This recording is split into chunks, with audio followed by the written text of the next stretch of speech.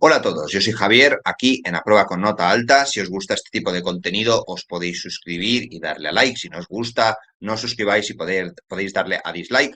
Como siempre, os guste o no os guste, me encantaría que me dejarais un comentario con lo que pensáis. Y ahora, sin más preámbulo, vamos con la historia de hoy. Acaban de aparecer nuevos documentos relacionados con los archivos de Jeffrey y lo que contienen vuelve a colocar a Donald Trump en una posición extremadamente incómoda. No estamos hablando de una simple mención lateral, ni de una foto antigua, ni de una de esas conexiones que luego justificarán diciendo que todo el mundo en Nueva York se conocía. Estamos hablando de memorandos del FBI publicados por el Departamento de Justicia que recogen entrevistas con una mujer que acusa tanto a Jeffrey como a Donald de haberla agredida de manera carnal cuando ella era una adolescente. Y aquí hay un contexto que hay que dejar claro desde el principio. Son acusaciones graves, no verificadas o confirmadas judicialmente en este contexto, y la Casa Blanca las ha calificado completamente de infundadas.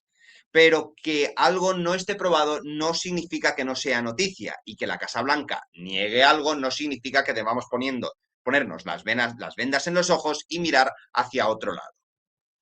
Lo relevante es cómo han aparecido estos documentos, ya que según la información recogida en el propio texto, esta mujer fue entrevistada por el FBI en varias ocasiones, inicialmente en las primeras tandas de documentos publicados. Solo apareció un memorando de una entrevista en la que ella hacía acusaciones contra Jeffrey, pero no contra Trump.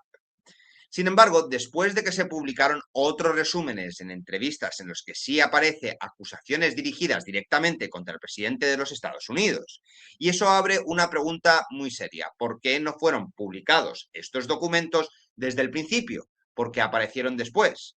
¿Fue un error administrativo, una omisión burocrática o una decisión más incómoda? No lo sabemos, yo tengo mis sospechas, pero no lo podemos confirmar. Pero cuando hablamos de Jeffrey, de archivos incompletos, de nombres poderosos y de documentos que aparecen tarde, existe un historial larguísimo de opacidad. Según el relato recogido en estos memorandos, la mujer había descrito una supuesta situación en la que fue presentada a Donald Trump y en la que supuestamente había pedido que otras personas salieran de la habitación. Después de esta versión, habría hecho un comentario sobre enseñar cómo deberían comportarse las niñas pequeñas ante una supuesta agresión carnal. La acusación continúa con detalles todavía más duros. Ella había afirmado ante los agentes que mordió a Trump y que él presuntamente la golpeó antes de ordenar que la sacaran de allí con un insulto. Son detalles extremadamente graves y precisamente hay que tratarlos con cuidado, no como espectáculo barato, pero tampoco como si fueran irrelevantes por tratarse del presidente de los Estados Unidos. La respuesta de la Casa Blanca ha sido la esperable: negarlo todo de forma tajante. Han dicho que las acusaciones son completamente infundadas y que no están respaldadas por pruebas creíbles. Y conviene repetirlo: la inclusión de una entrevista en los archivos de Jeffrey no convierten automáticamente en una prueba de culpabilidad. En una entrevista del FBI recoge lo que una persona declaró, no convierte esa declaración por sí sola en una sentencia. Pero tampoco puede despacharse como algo de lo que podamos encogernos los hombros. La pregunta importante es quién decidió qué se veía en esa primera tanda o en esa segunda. Tiene toda la pinta de que fuera Pam Bondi, que era la que era responsable de sacar los archivos de Jeffrey, pero que luego lo sacó con todos los nombres censurados. El texto original da un salto hacia una escena mucho más dramática. Trump supuestamente había guardado silencio durante más de 2 horas en uno de los días más legalmente peligrosos de su presidencia. Y el argumento es sencillo. Trump no es precisamente un hombre conocido por la contención, es alguien que responde a absolutamente todo, lo que convierte además en cualquier crítica en una publicación furiosa que se lanza a las redes sociales antes que cualquier titular negativo y que vive políticamente de la reacción inmediata a los textos. Por eso, cuando Trump se queda en silencio, sus enemigos no lo leen como calma, lo leen como pánico, lo leen como señal de que sus abogados le han dicho: no abras la boca, que te vas a hundir todavía más. Y claro, esta ausencia de reacción se presenta como algo simbólico. Trump es el hombre que ha construido su marca sobre el ruido, sobre la amenaza, sobre el insulto, sobre el contraataque, y de pronto está callado. Y claro, eso permite una lectura política mucho más potente. Cuando el personaje que siempre grita deja de gritar, parece que algo ha cambiado. Puede que sea una estrategia legal, puede que sus abogados hayan logrado por una vez contenerlo, pero políticamente es una imagen demoladora. El hombre que nunca calla, callado, con cosas que le relacionan con Jeffrey. Y a partir de allí pasamos de una dimensión judicial a un thriller político. Hablan de un tribunal federal, de una investigación sobre obstrucción, de manipulación de testigos y una supuesta red de encubrimiento vinculada al caso Jeffrey. La escena se plantea como un momento límite, un testigo sometido a una presión insoportable, un ambiente cargado, ambos abogados presionando, la sala en silencio y de pronto una explosión. Según ese relato, la persona en el estrado se habría derrumbado emocionalmente y había gritado que Trump dio la orden. Esa frase en el texto original funciona como Trump dio la orden. Es el tipo de frase que, si se confirmara en un proceso real con pruebas sólidas, cambiaría completamente la naturaleza del caso. Ya no hablaríamos solo de acusaciones antiguas, sino de una posible interferencia activa en una investigación real. Y aquí hay que separar dos niveles. Una cosa es el dramatismo y otra cosa es la prueba. Que un testigo diga algo en una sala puede ser impactante, relevante y puede abrir líneas de investigación. Pero una acusación dicha bajo presión no sustituye a documentos, comunicaciones, pagos, instrucciones, correos, órdenes o testimonios corroborados. Porque el punto importante no es solo la frase, el punto importante sería si una cadena de pruebas conecta esa acusación con hechos verificables, porque allí el escándalo político se transforma en un problema penal. También tenemos al juez Emmett Sullivan, que es presentado como una figura que habría detenido la maquinaria judicial para advertir directamente al presidente de las posibles consecuencias de interferir en el proceso. Según esta versión, Sullivan habría dejado claro que cualquier intento de manipular testigos o interferir en una investigación federal podría tener consecuencias gravísimas, incluso una condena de por vida si se demuestra una campaña coordinada de obstrucción. Y esa es la parte jurídicamente más potente.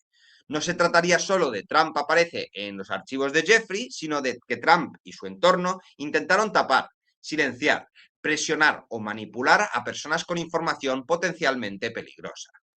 Y aquí hay una referencia clave fundamental: la Ley Federal sobre Manipulación de Testigos y Obstrucción. Esta norma contempla penas muy graves para quien intimide, corrompa, presione o interfiera con testigos en procedimientos federales. Ya no estamos en el terreno del cotilleo político, sino en el terreno de una posible acusación de obstrucción. Y esto cambia la conversación, porque una cosa es que Donald Trump niegue haber cometido abusos vinculados al entorno de Jeffrey, y otra cosa que desde su administración hubiera un intento de ocultar información, redirigir documentos y condicionar testimonios. Pero esto, la realidad es que ya lo ha habido. En el momento en el que han censurado tantísimos nombres en correos realmente chungos para proteger a las víctimas, esa es una mentira completamente infundada. ¿Cómo proteges a las víctimas revelando los nombres de sus perpetradores? En todo caso, habría que hacer caso a las víctimas, que han repetido por activa y por pasiva que por favor se revelen los nombres en estos archivos. Pero sin embargo, el Departamento de Justicia quiere proteger a las víctimas sin enseñar los nombres de las personas que tanto daño les han hecho. Lo cual es raro, ¿no? Y luego aparece otro elemento explosivo. Claro, Pam Bondi se censura todo el núcleo del tema. Si no hubiera censurado todos estos nombres, el escándalo sería enorme, porque ya no hablaríamos solo de documentos incómodos, sino de una presunta selección interesada de lo que la ciudadanía podía ver y lo que debía permanecer escondido.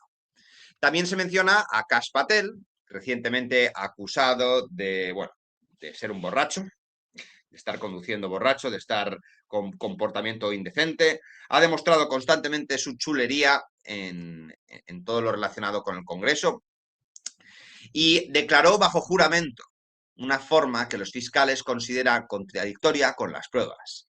El guión que se establece lo presentaría como una pieza suelta del tablero. Si mintió para proteger a Trump, él mismo quedaría expuesto, pero si no mintió, las pruebas apuntarían a una presión que volvería a subir hacia la cúspide. Es el clásico efecto dominó de los grandes escándalos políticos. Un documento lleva a una declaración contradice a otra, una redacción despierta sospechas, un testigo se rompe y de pronto el relato oficial empieza a parecer un edificio completamente engrietado. También se debe insistir un poco en la idea de que Casa Blanca estaba viviendo una especie de crisis internas, asesores aterrados, conversaciones sobre la enmienda 25, senadores republicanos calculando si ha llegado el momento de cortar amarras con el presidente, de miembros del gabinete mirando a su propia supervivencia política. Es una descripción muy cargada, pero como recurso funcionaría. El problema es que no son hechos probados una vez más, ¿no? Son en plan rumorología en torno a la Casa Blanca que la gente ha hecho en base a una falta de claridad informativa. Y allí volvemos al silencio de Trump, que es la imagen principal que está dando. Por eso, si es verdad que estuvo más de 2 horas ante una información de gravedad, el dato es políticamente juzgoso. Sus partidarios dirían, no, es que se estaba conteniendo legalmente, sería la primera vez. Sus críticos dirían, no, es que está completamente paralizado. Pero ambas lecturas coincidirían en algo. Es lo suficientemente grave como para que Trump se quedara callado. Y ahora Trump está ahora en una situación en la que tiene muchísima presión. Empezó una guerra para divertir la atención de los papeles. Luego salió su mujer a volver a hablar de los papeles en mitad de la guerra. Sabemos que su popularidad está bajo mínimos. Yo sé que a los republicanos os molesta que os lo recuerde, pero es la realidad. Igual si apoyáis más al partido que a un ego desmesurado que está convirtiendo el mundo en pura chatarra, pues nos iría mejor a todos. Pero bueno, también soy de los que piensa que haber votado al Partido Demócrata hubiera sido igual de mal que haber votado al Partido Republicano. Así que estábamos en una situación de pérdida segura. Sé que a mucha gente demócrata tampoco le va a gustar esto, pero mi intención no es ser gustado por absolutamente nadie. Mi intención es revelar lo que yo creo que es la realidad de la clase política.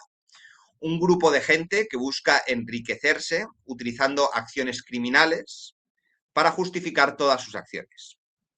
Y, por último, la pregunta final no es únicamente si Trump hizo o no hizo lo que esta mujer afirma, de haberlo hecho lo convertiría en un absoluto monstruo. La pregunta gravísima que debería investigarse, que todo Estados Unidos debería estar intentando averiguar, es por qué los archivos siguen apareciendo en trozos. ¿Por qué unas entrevistas salen antes y otras después? ¿Por qué muchas partes siguen tachadas? ¿Quién decide qué se oculta y bajo qué criterio? Porque cuando una democracia permite que los expedientes que afectan a los más poderosos se administren como si fueran propiedades privadas de poder, la transparencia se convierte en un teatro de lo grotesco. Y eso es lo que deberíamos preocuparnos. No solamente el diablo, Donald Trump. No solo una acusación concreta. Lo que debería preocuparnos es todo el patrón de documentos de Epstein. Si los documentos no prueban nada, pues coño que los saquen. Si los documentos ni siquiera sacan los nombres de las víctimas, que además ya han dicho que están bien con que se saquen sus nombres, ponedlos. Si tiene un nombre que puede ser comprometido y que tiene que hacer que esa persona salga a dar explicaciones porque no quede del todo claro, que se haga. Pero lo que no se puede hacer es querer pura transparencia y luego andar manipulándonos porque pudiera haber nombres de políticos, de empresarios, de agentes culturales como actores, directores, productores, de escritores famosos, de gente conectada con lobbies, suele ser además siempre de la misma religión. Bueno, pues si tienen que salir esos nombres sin estar tachados, que salgan y que den las explicaciones pertinentes de por qué aparecía esa conexión, esa correspondencia con Jeffrey. Al final, lo que estamos buscando aquí todos es acercarnos un poco a la verdad. Pero si tenemos a gente del Partido Republicano que su intención real era sacar los papeles porque pensaban que había haber muchos del Partido Demócrata allí, pero no tantos del Partido Republicano, solo para darse cuenta de que a partes iguales están todos tan podridos como una manzana que lleva 2 años en un cajón, pues al final le sale el tiro por la culata. Y esta es la historia que quería comentaros hoy.